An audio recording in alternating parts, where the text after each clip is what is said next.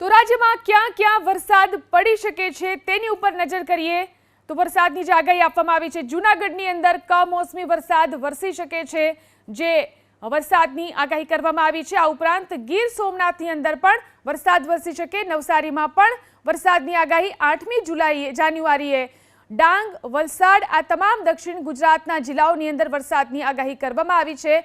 કમોસમી વરસાદ 8મી જુલાઈએ આ તમામ વિસ્તારોની અંદર થઈ શકે છે। 9મી જાન્યુઆરીએ અમરેલીની અંદર વરસાદની આગાહી છે। રાજકોટમાં પણ 9મી જાન્યુઆરીએ કમોસમી વરસાદ વરસી શકે છે। જૂનાગઢમાં પણ કમોસમી વરસાદની આગાહી 9મી જાન્યુઆરી માટે કરવામાં આવી છે। આ ઉપરાંત બનાસકાંઠામાં પણ થઈ શકે વરસાદ, સાબરકાંઠામાં પણ વરસાદની આગાહી, અરવલ્લીમાં પણ 9મી જાન્યુઆરીએ વરસાદની આગાહી કરવામાં આવી છે। મહીસાગરમાં પણ કમોસમી વરસાદ 9મીએ પડી શકે છે। દાહોદમાં પણ વરસી શકે છે વરસાદ। આ તમામ વિસ્તારોની અંદર 9મી જાન્યુઆરીએ કમોસમી વરસાદની આગાહી કરવામાં આવી છે। તો 2 દિવસ માટે કમોસમી વરસાદની આગાહી કરવામાં આવી છે। 8મી અને 9મી જાન્યુઆરી આ 2 દિવસ રાજ્યમાં અનેક વિસ્તારોની અંદર કમોસમી વરસાદની આગાહી કરવામાં આવી છે। તો હવામાન વિભાગની આગાહી અનુસાર હજુ 2 દિવસ ઠંડીનું જોર યથાવત રહેશે અને ત્યારબાદ વાતાવરણમાં પલટો આવશે।